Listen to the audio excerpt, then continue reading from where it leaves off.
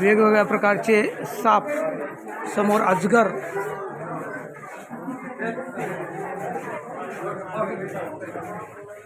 झोपलेला अजगर बघा समोर. सर्प उद्यान आहे. सर्पाचं म्हणजे सर्व ठिकाण वेगवेगळ्या प्रकारचे साप,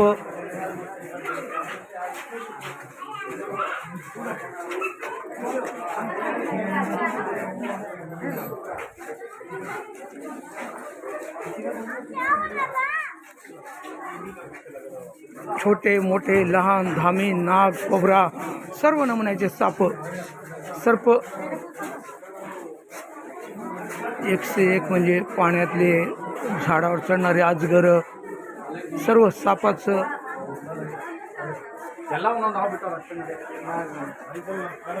बारीक बारीक कुठे बसलेले आहेत. काही दिसणार काही दिसणार नाही.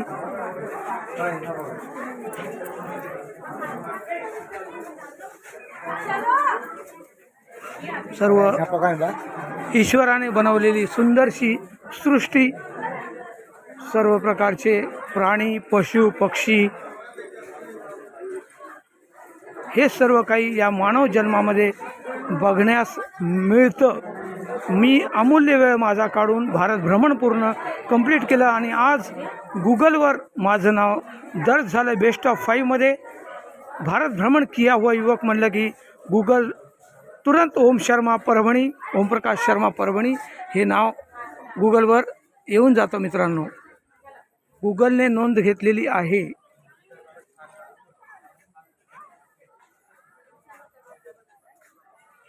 पूर्ण आरामानं फिरायचं, आरामानं पाहायचं म्हणजे दिवस कमी पडतो. मी सर्व काही पाहिलेलं असल्यामुळे ओझरती नजर टाकून मी मुख्य रोपवेकडे प्रस्थान करत आहे. बोटॅनिकल गार्डन, रोज गार्डन असे सुंदरसे फुलांचे सुद्धा वनस्पती, ते सुद्धा गार्डन वगैरे.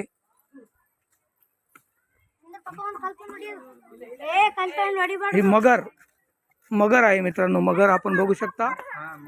ही मगर आहे. शांत असते परंतु खुखार फार, खाऊनच टाकते सरळ.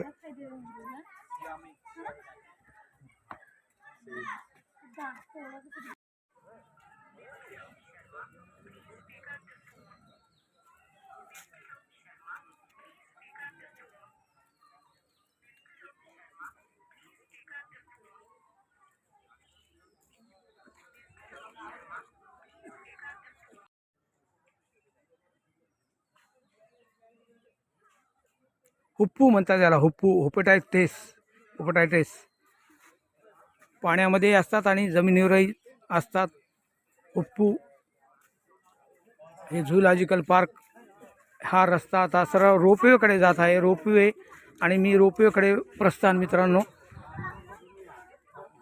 सुंदरसं मस्त झू आहे, छान एकदम.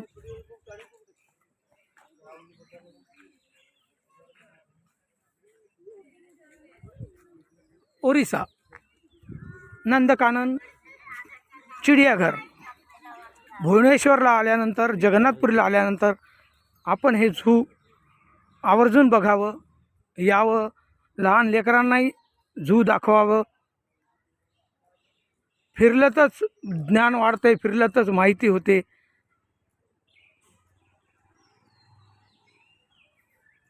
हे समोर hoolock Gibbon.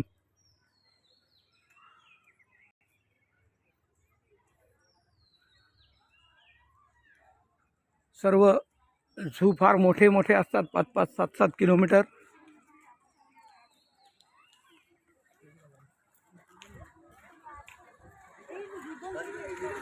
नंदकानन, I love Nandankanan Orissa. पूर्ण लाईव्ह व्हिडिओ तुमच्यापर्यंत.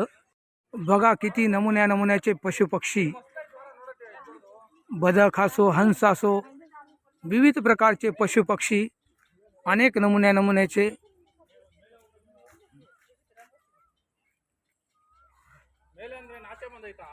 जाळी असल्यामुळे मला लाईव्ह दिसत आहेत, परंतु तुमच्यापर्यंत हा video live video Nandankanan zoo Orissa.